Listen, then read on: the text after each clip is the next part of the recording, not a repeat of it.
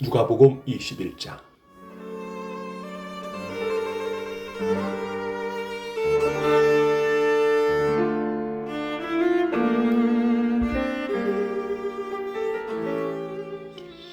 예수님께서 부자들이 헌금함에 헌금을 넣는 것을 보셨습니다.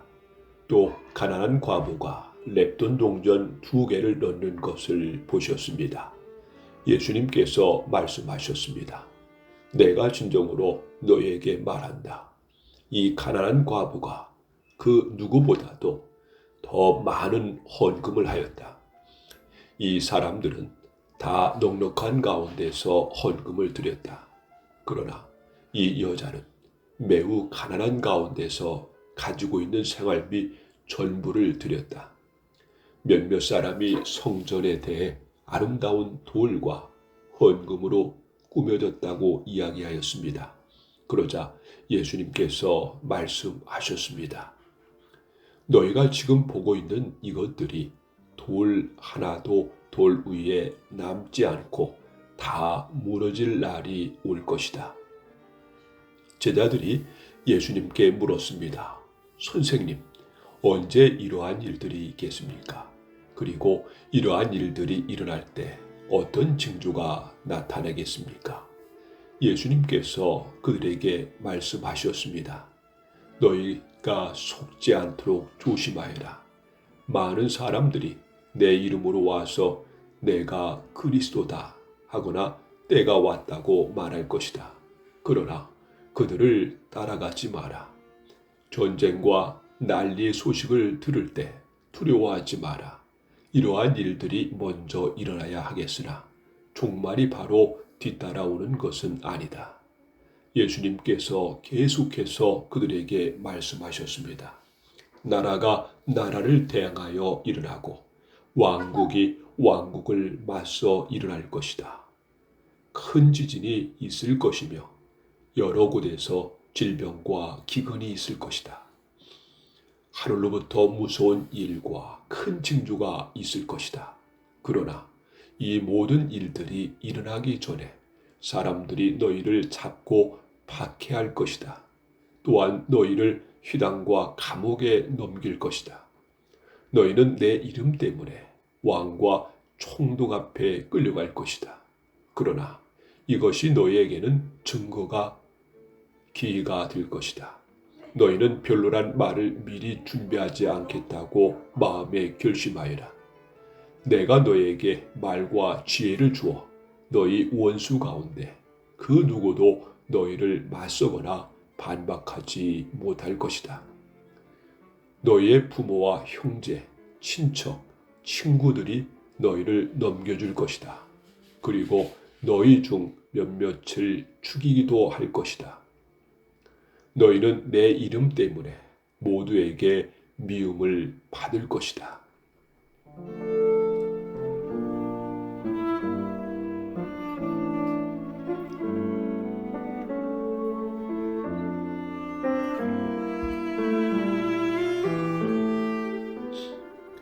그러나 너희 머리카락 하나도 다치지 않을 것이다.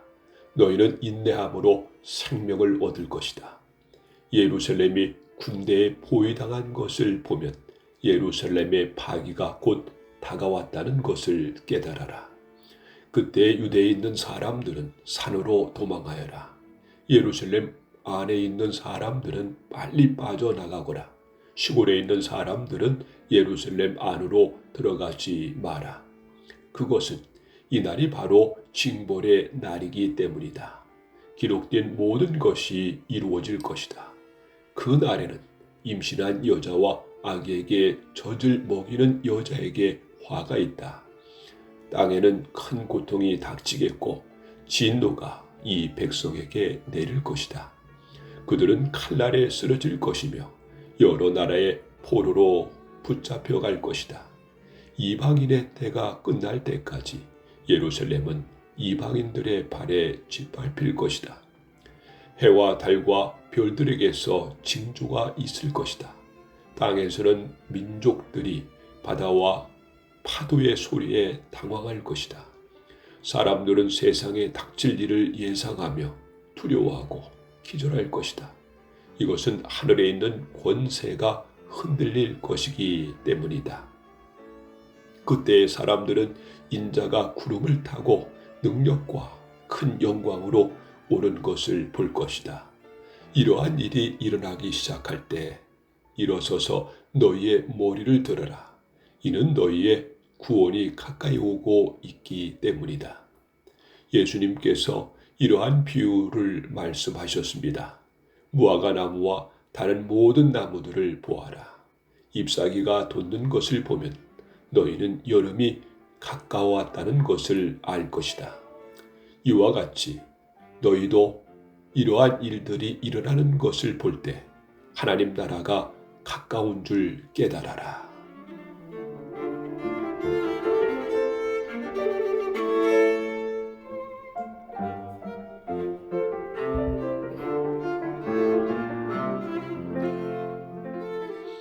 내가 진정으로 너에게 말한다. 이 세대가 다 지나기 전에 이 모든 일들이 일어날 것이다. 하늘과 땅은 없어질지라도 내 말은 결코 없어지지 않을 것이다. 네 마음이 방탕과 술 취함과 삶의 걱정으로 무겁게 눌리지 않도록 하여라. 그날이 마치 덫처럼 갑자기 네게 다가올 것이다. 그날은 온 땅 위에 살고 있는 모든 사람에게 다가올 것이다. 일어날 이 모든 일들을 피할 힘을 얻고 인자 앞에 서기 위하여 항상 기도하며 깨어 있어라.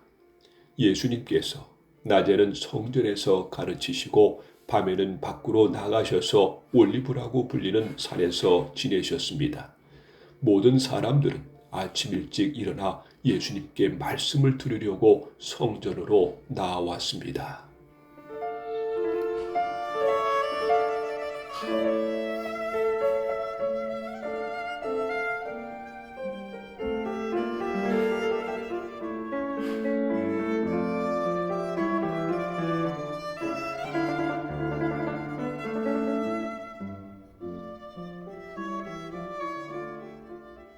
누가복음 22장.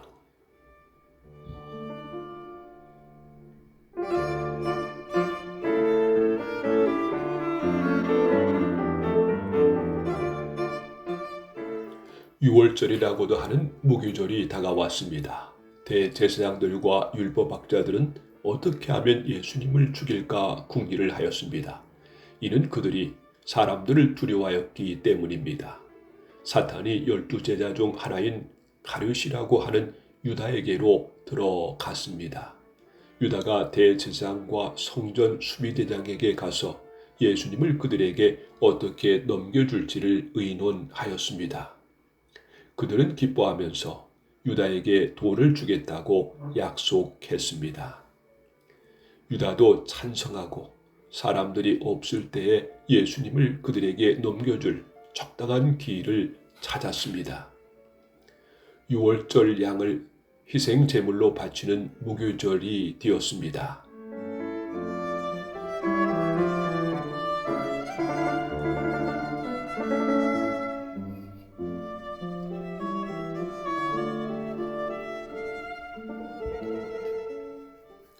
예수님께서 베드로와 요한을 보내면서 말씀하셨습니다. 가서 우리가 먹을 수 있도록 유월절을 준비하여라. 이들이 예수님께 물었습니다. 어디서 준비하길 원하십니까? 예수님께서 제자들에게 말씀하셨습니다. 보아라, 도시에 들어가면 물 항아리를 가지고 가는 사람을 만날 것이다. 그를 따라 그가 들어가는 집으로 들어가거라. 그리고 집주인에게 말하여라. 선생님께서 내 제자들과 함께 유월절 음식을 먹을 방이 어디냐고 물으셨습니다. 그러면 그 사람이 위층에 있는 청동된 큰 방을 보여줄 것이다. 거기서 유월절을 준비하여라. 베드로와 요한이 가보니 모든 것이 예수님께서 말씀하신 그대로였습니다. 그들은 그곳에서 유월절을 준비하였습니다. 때가 되어 예수님께서 식사 자리에 앉으셨습니다. 그리고 제자들도 예수님과 함께 앉으셨습니다. 예수님께서 제자들에게 말씀하셨습니다. 내가 고난을 받기 전에 너희와 함께 이 유월절 음식을 먹기를 간절히 바란다. 내가 너에게 말한다. 유월절이 하나님 나라에서 이루어질 때까지 다시는 유월절 식사를 하지 않겠다. 예수님께서 잔을 받아서 감사 기도를 드리고 말씀하셨습니다. 이 잔을 받아 너희들끼리 나누어 마셔라. 내가 너에게 말한다. 하나님 나라가 올 때까지 포도 열매에서 난 것을 이후로는 마시지 않을 것이다. 그리고 예수님께서 빵을 들고 감사 기도를 드렸습니다. 그리고 떼어서 제자들에게 주시며 말씀하셨습니다. 이것은 내가 너에게 주는 내 몸이다. 이것을 행하여 나를 기념하여라. 이와 같이 빵을 드신 후에 잔을 가지시고 말씀하셨습니다. 이 잔은 너희를 위하여 흘리는 내 피로 세운 새 언약이다. 보아라, 나를 넘겨줄 사람이 손에 나와 함께 식탁 위에 있다. 인자는 정해져 있는 대로 갈 것이나 인자를 넘기는 그 사람에게는 화가 있다. 제자들이 자기들 중에 누가 이러한 일을 하겠는가 하고 서로 묻기 시작하였습니다.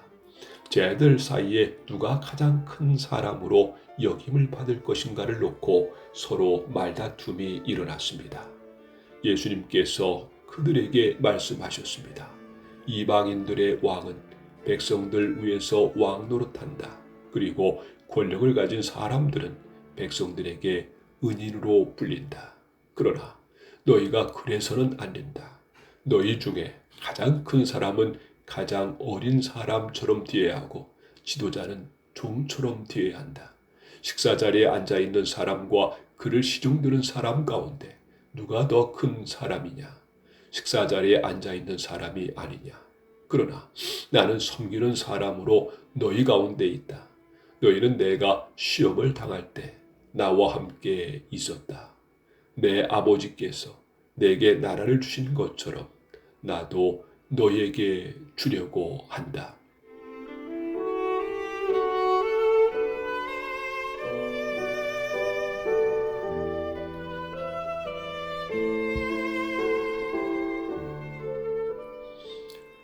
너희는 내 나라에서 먹고 마실 것이며 왕좌에 앉아 이스라엘의 12지파를 심판할 것이다. 시몬아, 시몬아, 사탄이 너를 마치 밀 까부르듯 하는 것을 허락해달라고 요청하였다. 그러나 나는 네가 믿음이 꺾이지 않도록 기도하였다. 네가 돌아온 후에 네 형제들을 굳게 하여라. 베드로가 예수님께 말했습니다. 주님과 함께라면 감옥에 갈 수도 있고 죽을 준비도 되어 있습니다. 예수님께서 말씀하셨습니다. 내가 네게 말한다. 오늘 닭이 울기 전에 네가 3번씩이나 나를 모른다고 부인할 것이다. 예수님께서 제자들에게 말씀하셨습니다. 지갑이나 가방이나 신발이 없이 내가 너희를 보냈을 때 너희에게 부족한 것이 있었느냐? 그들이 대답했습니다. 아닙니다. 없었습니다. 예수님께서 제자들에게 말씀하셨습니다. 그러나 지금은 지갑이 있는 자는 지갑을 챙기라. 가방도 그렇게 하여라. 칼이 없으면 옷을 팔아서라도 사라. 내가 너에게 말한다. 그는 마치 범죄자처럼 취급당했다고 쓰여진 말씀이 내게서 반드시 이루어져야 한다. 내게 대하여 쓰여진 것이 이제 이루어지고 있다. 제자들이 말했습니다. 보십시오, 주님. 여기에 칼 2개가 있습니다. 예수님께서 그것이면 충분하다라고 말씀하셨습니다. 예수님께서 예루살렘 밖으로 나가셔서 늘 하시던 대로 올리브 산으로 가셨습니다.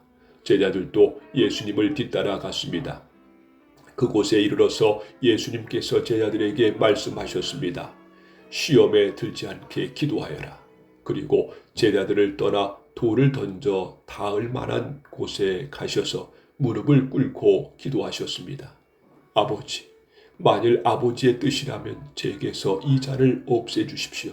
그러나 제 뜻대로 되게 하지 마시고 아버지의 뜻대로 이루어지게 하십시오. 그러자 하늘로부터 천사가 나타나 예수님께 힘을 북돋아 주었습니다. 예수님께서 고통스러워하시며 더 간절히 기도하셨습니다. 땀이 마치 빗방울처럼 땅에 떨어졌습니다. 예수님께서 기도하기를 마치시고 일어나 제자들에게 가셨습니다. 그리고 제자들이 슬픔에 지쳐 잠들어 있는 모습을 보셨습니다. 예수님은 그들에게 말씀하셨습니다. 왜 잠을 자고 있느냐? 일어나라. 그리고 시험에 들지 않게 기도하여라. 예수님께서 말씀하고 계실 때 사람들이 몰려왔습니다. 12제자 가운데 하나이며 유다라고 불리는 사람이 사람들을 이끌고 왔습니다. 그리고 예수님께 입맞추려고 가까이 다가왔습니다. 그러나 예수님께서 유다에게 말씀하셨습니다. 유다야, 입맞춤으로 인자를 넘기느냐? 예수님 곁에 있던 사람들이 돌아가는 상황을 보고 예수님께 말했습니다. 주님, 칼로 이들을 칠까요? 그들 가운데 한 사람이 대제사장의 종의 오른쪽 귀를 칼로 베었습니다. 예수님께서 말씀하셨습니다. 그만두어라. 그리고 그 종의 귀를 만져 고쳐주셨습니다. 예수님께서 체포하려고 온 대제사장과 성전 수비대와 장로들에게 말씀하셨습니다.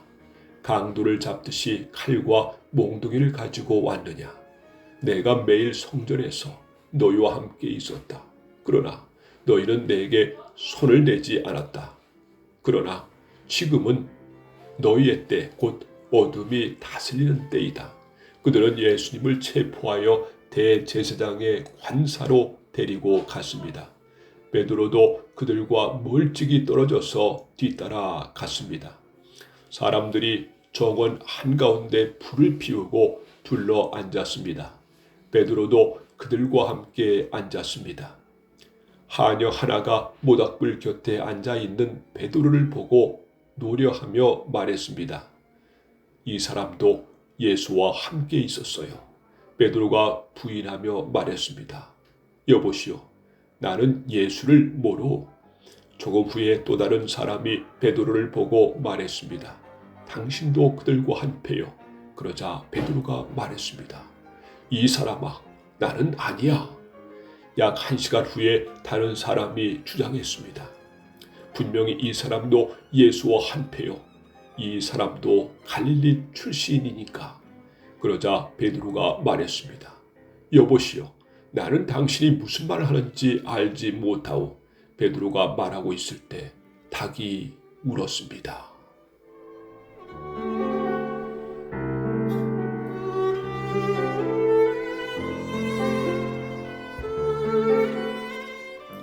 주께서 돌아서서 베드로를 보셨습니다.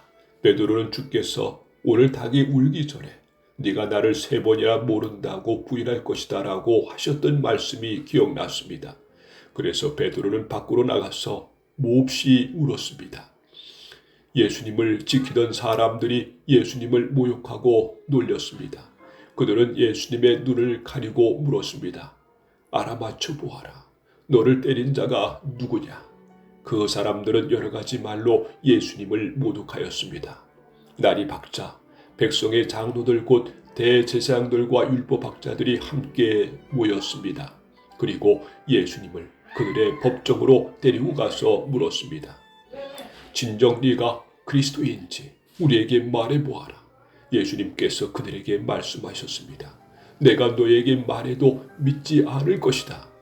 또한 내가 물어도 너희가 대답하지 않을 것이다.